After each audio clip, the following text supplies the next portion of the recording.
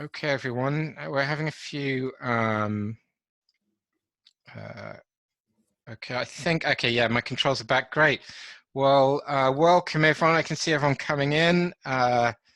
Welcome to this, I think this is the third session of the day, really excited for this one. As you come in, please in the chat, let us know who you are, where you're from, maybe your company, or what you're working on, where you're based. Excited to see you all here. So let us know in the chat where you're from, who you are. We're going to kick off in a minute.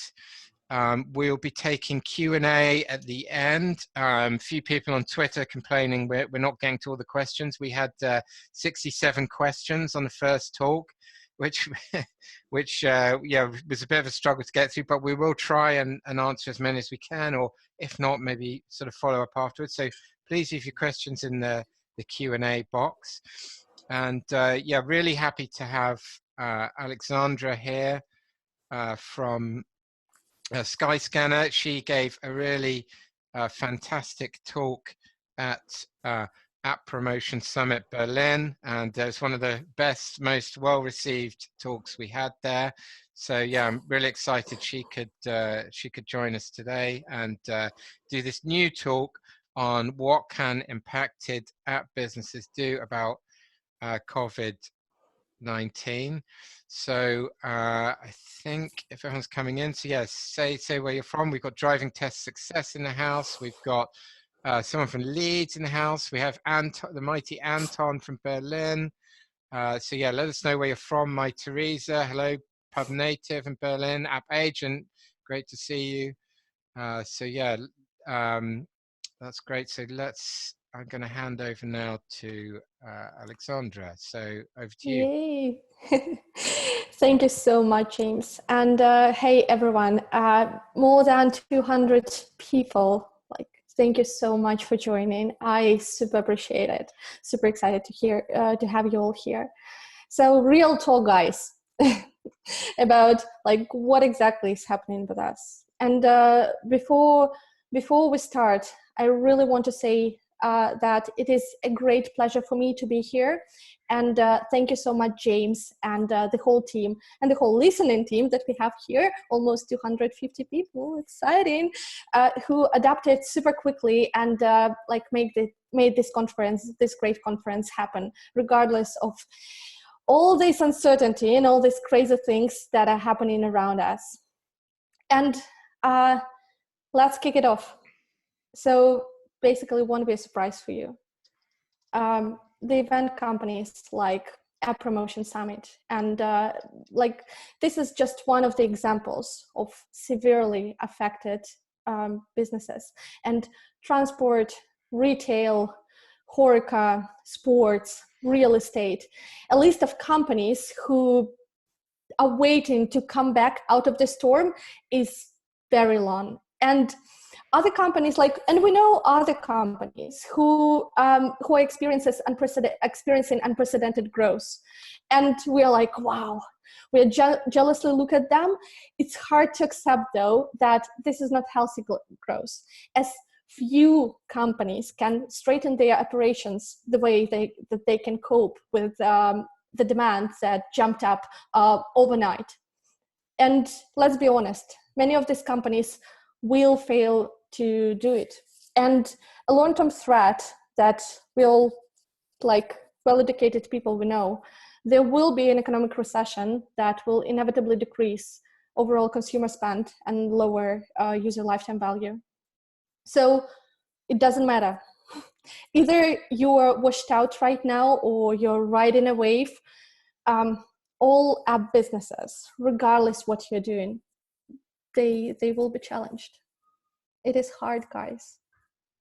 And I know it because, as you know, I work at Skyscanner, and travel industry is one of the most affected ones right now. So if you're listening to me, and if you opened today your analytics dashboard and you saw your metrics going down miserably, or if you're worrying that your company will fail under high demand and won't be able to serve all users, you should just know that I do experience your pain.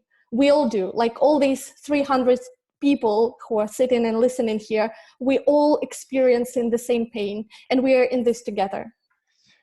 So originally my talk was about Skyscanner rebranding and how we reshaped our app on the App Store and the Play Store and what our exciting 6 months results are. And apparently right now it doesn't matter. The world has changed, and results that I was super proud of just 2 months ago, they do not serve me in the current reality. So instead, we will have a real talk today. I will talk about how what affected app companies can do in this uncertain period. And when we cannot invest proactively in app marketing, when we cannot rely on App Store promotion, when we cannot make people use our product or use it less, when uncertainty is the only certain thing in app marketing right now. And so today, folks, we'll talk about 3 simple things that we can do right now and we should do in future, which are practicing empathy, doing ruthless reevaluation, and start investing in sustainability and not just in exponential growth. And please bear with me, because I hope I will be able to make this talk less a conference and educational talk, sorry, James, and more of a real talk about how we feel and how our users feel, right? And let's see how it goes. Hopefully you will love it, so bear with me, right? So let's start with practicing empathy in all meanings, right? So I would say that it is very important. It's crucial for us to understand right now that it's not about us, our businesses. It's not about businesses at all. It's about our customers and our users who are impacted. Just like millions of people who cannot travel, who may be rethinking and rearranging travel plans or canceling them altogether. Or thousands of people who stuck at home in isolation and just like cannot order food due to unprecedented demand. Or people who need to combine working from home with juggling parental responsibilities. Or people who cannot go home because they're fighting for the lives of others. Or people who live in a small studio and cannot go to the gym any longer. Or people who've lost their jobs or are about to lose and who will need to ruthlessly prioritize their expenses over the next months. It's really not about us businesses. It's about people. It's about us. And the quote I found a couple of weeks ago, and I really loved it. It really stuck to me. And it goes like this. This whole saga is really highlighting which businesses give a damn about people versus which don't, purely in their approach to customer issues. And I would say that this period is a litmus paper for us. And we businesses right now, we are defined by our choices. And during these times, strong brands, they get even stronger. And weak, businesses with weak values, they start showing off their true faces. And friends from Sensor Tower, they did a great research to understand where the growth of some categories is coming from. And surprisingly enough, I quote, the top 100 search terms in the US App Store in the wake of the COVID shutdowns did not contain any general queries relating to app types or services that might normally be associated with a pandemic or shelter-in-place orders. Most consumers were coming to the App Store with a clear intent to download specific brands. Their trusted brands which they known before. And same is seen in Uptweak, by the way. It's not the whole business app category that went up, it's Zoom and Hangouts that boomed. And it's not the whole food delivery category that tripled its size. It's mobile grocery shopping and very specific brands, to be fair, Tesco, Waitrose, and Morrison's. And it's not all fitness apps that are experiencing hundreds of thousands of installs. It's Nike who does. And strong brands right now, they're getting even stronger. And this is time for them. And this didn't come to them overnight. They were investing a lot to make sure, regardless of what's happening, users are searching for them and users trust them in this extreme period of uncertainty. And these are not brands who are pushing people to buy harder and more and or teach people to do that. Like, I saw it like recently, like 3 premium features you can use to fight your anxiety style. It makes me sick. Let's feel it. We love brands who are saying, we know you're prioritizing your expenses and we give you free access until it's all over. Or brands who say, we want to serve you, but we cannot. We won't be accepting orders until we can commit you'll get what you need on time. Brands who say, you need to concentrate, but your kids won't stop running around for a second. Get our game for them for free. They'll love it. Or even, you're your safest sex partner. Stay at home. Or maybe, our service doesn't work for you right now. And it's okay, we won't be pushing it. But we can continue using it to help people on the front lines. And we at Skyscanner, we are saying, whether you're looking for travel advice, the latest travel information, or need to refund, exchange your travel, we are here for you. And when this does pass, we can help you to get back into the world.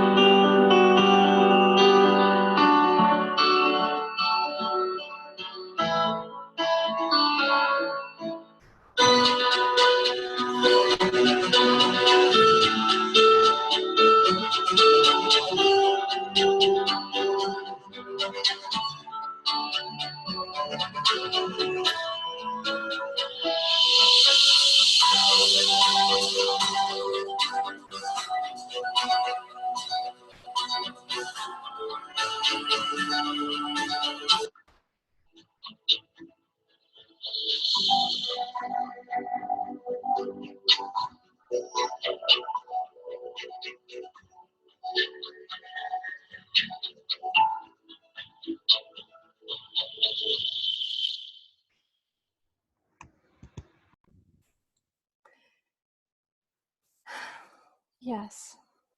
So, guys, I truly believe that this is a good period for smart companies. And since I consider Skyscanner a smart company, I truly believe that this is a good period for Skyscanner as well, no matter how hard it is. And we cannot do app-based marketing as we used to, and nothing that worked for us before works for us right now.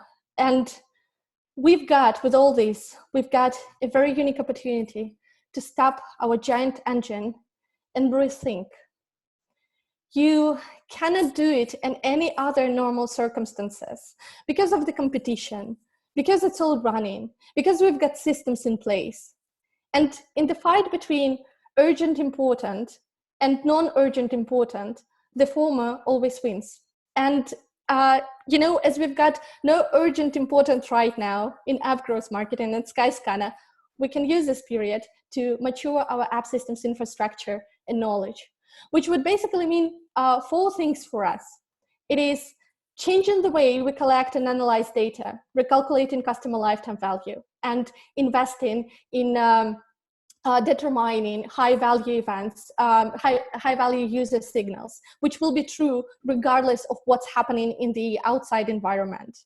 And then rethinking how and where we drive people to our app, as well as rethinking the whole value proposition of the app and its specific features. And then understanding what people expect from brands like ours in the times of extreme uncertainty and how our users expect us to show up, and we really try hard to show up for our users. And then redetermining how people are going to use our app, like apps from our category in future, and how we can address future challenges in our app. Right now, we can finally focus on non-urgent important projects that can give us competitive advantage, like we hope, can give us competitive advantage when the world is ready to travel again. At the next call, guys, it will be more to the companies who are right now on the wave and who believe that they are doing great.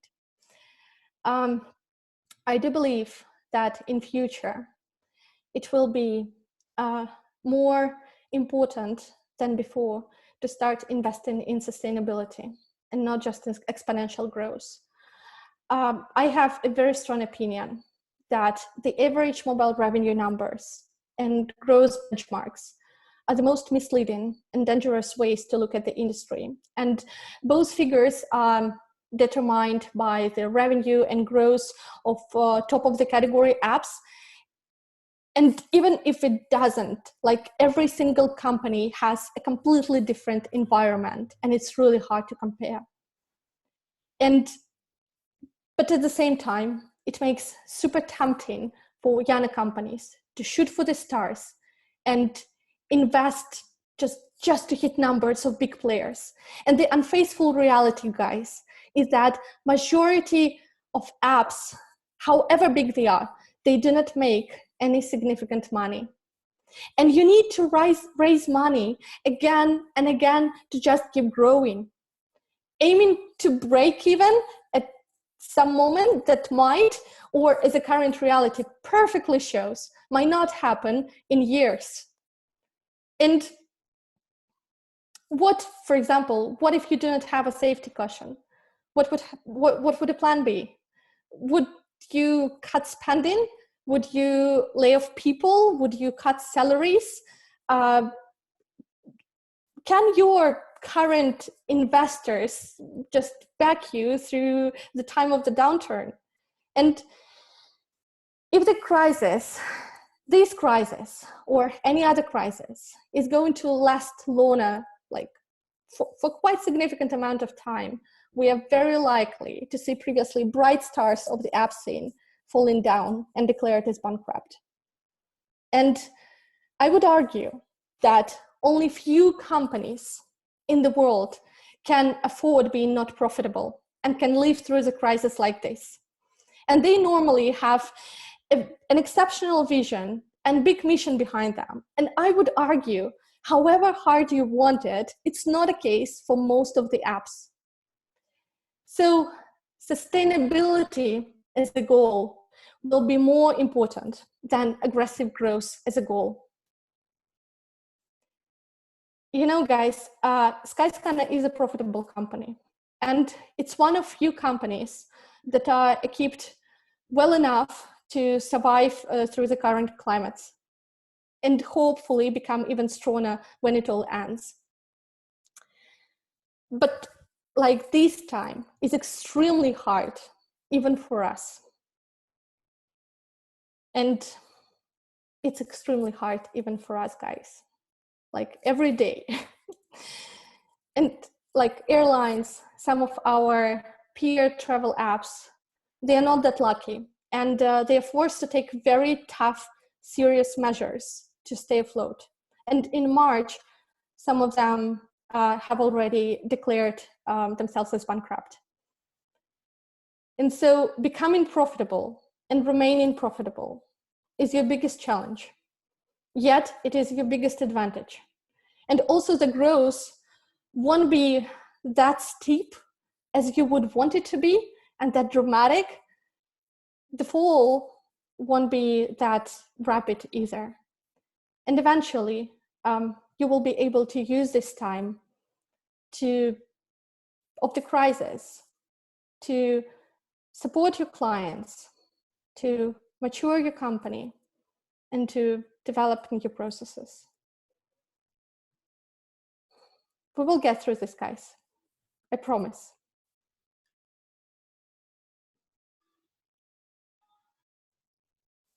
See you on the other side. Thank you. Okay, thanks very much. Please give a big virtual round of applause for Alexandra. That was fantastic. Lovely comments in the chat during that. I think it was really fantastic. So really appreciate you coming today and doing that. We have a few questions in the Q&A. We've only got 3. Just one here from Michael. And you okay, Alexandra? Yeah. Yeah. You okay Sorry, to do guys. some questions? That was really Sure. great, by the way. So thank you. Yeah, and inspirational talk. You're amazing. Great talk. Oh wow, great response here. So we have some questions. How app businesses are growing like 10x can retain at least 20% of these? So, okay, what about the growth? There's also people growing. Let me see. Can you please show the presentation? Okay, so here's a good from Matt. How are you planning to reactivate users who are now dormant as a result of COVID-19 after all this is done? It's a good question. Yeah, everyone's got the Skyscanner app. You know, especially with this auto delete thing, you know, auto offboard thing that Apple does now, and you go to use Uber or whatever, and you haven't used it for a month, and it's not on there. Yeah, how are you going to reactivate people? Yeah, this is a fantastic question. And actually, the unfaithful reality right now is that many users uninstalling travel apps. And yeah, we see like increased churn. And this is a good question, like how to reactivate people when they're going to travel again. And I have probably 2 answers here. Be a very responsible brand, and to provide right now, to not to push people to use or inspire or I don't know, travel or whatever, but rather like how can we make sure like when people are ready to travel again, they remember Skyscanner is a company who helped them and who would come back to us after that. Another like thing is it is more tactical one, like how we can make sure that we capture users. And this is not only what Skyscanner does, but many other companies like Gusto, for example, food delivery, right? How they can capture these users, like their emails, like opt-ins, and how we can say them, hey guys, right now we are ready, or you're ready, and we see like an opportunity for you to come back. Right now it can be the right time for you, so let's do it. So 2 answers: being responsible brand and making sure that people think about you in future. And the second answer is capturing audience and connecting to this audience, like when the time is right. Another question here, which is a good one, given your App Store sort of marketing background, from Ashley. Would you consider changing your App Store listing during this period to reflect this messaging? Yeah. Yeah, great question. Working on this like right now. Yeah, so yeah, we are not only changing the App Store, we are changing the product as well. Like how, like people are not ready to travel right now, like that's the truth. And how can we make our app still useful for our users? Like what features we could introduce, what content we can provide, what helpful information, how we can support them, right? So changing the product and changing the app stores as well. It will follow in a couple of weeks. Great. And so in terms of sort of digital projects you're working on, obviously, yeah, you can't be doing marketing, you know, a huge amount of acquisition or this kind of thing. But you know, how are you sort of allocating, you know, digital, you know, projects and resources, you know, to spend the time now as best you can? Yeah, great question. Right now we are looking more into what, you know, like what processes or technologies we didn't have in place before to scale our app rapidly, and we are trying to set them up, because like we've got time for this right now, right? And we can dedicate this time for, again, non-urgent important things and to solve the problems that were blocking us for quite some time. Okay. Yeah, so we're investing in technologies right now, and yeah. Got it. Naveen is asking about sustainability for Skyscanner. How are you dealing with that? Yeah, good question. Two parts of the answer. We are talking here about like sustainability, like as a business, rather than sustainability as environment. Skyscanner does both. And we are trying to look into the future, like for example, sustainability for environment. And we are trying to look into the future and to understand like what would be important in the future for app users and for the world. For example, we are introducing greener choices, right? That show flights with lower CO2 emissions. And this is our very small contribution to making our business like more sustainable. But let's talk about right now, like sustainability, like business sustainability. It's not about like what Skyscanner was doing right now. It is what Skyscanner was doing like during its whole history. Skyscanner was originally like focusing on doing not being focused on exponential growth, but serving travelers and partners first, and after that serving Skyscanner. So we as a company, we have this credo, if you want: traveler first, partner second, Skyscanner third. And this allowed us to become a profitable company. Like this was inbuilt into our DNA from the very beginning. And therefore we were not thinking like Skyscanner first and how we can achieve this exponential growth and boost our company. It was how we can provide to our travelers and partners the best possible service and how we can make money after that. So the tip here is think about your users and partners first, and put aside the rapid growth of your company. It will come in this case, and I can promise you. And AJ is asking, with the video and this great messaging you've come up with, how are you is that going to be done? Which channels you're going to use? Is that going to be kind of, a big paid TV, or is it going to be like more organic via social? Or do not have the answer yet, to be honest. I am not sure that any company can give you the answer right now. It is like things are changing so fast. Like you cannot answer like what your channels will be in a couple of months. A few people are asking where they can see that great video. Is that, I guess that'll probably make its way onto YouTube or something like that. Probably that's part of the answer. Yeah. Oh, I think someone shared. Great. And so sort of final question would be, there's a couple of people asking sort of variations on the theme of, okay, well, if I have an app, and we just heard in the app growth panel, some apps now, it's actually doing really well, because if you're something you do at home, then, they're seeing a lot of growth. So, is this a good time to launch a new app, or should people wait? What's your thinking on that? Good question. What for? Okay. Maybe like this is an answer, right? Maybe it depends. Like I maybe like for me, it's hard to think that some products can succeed that are launched solely to get on the wave. I would say that companies succeed like long term, and they get like great results if they are doing something for people, when they find like what the pain is, which is unsolved, and then they solve it. So the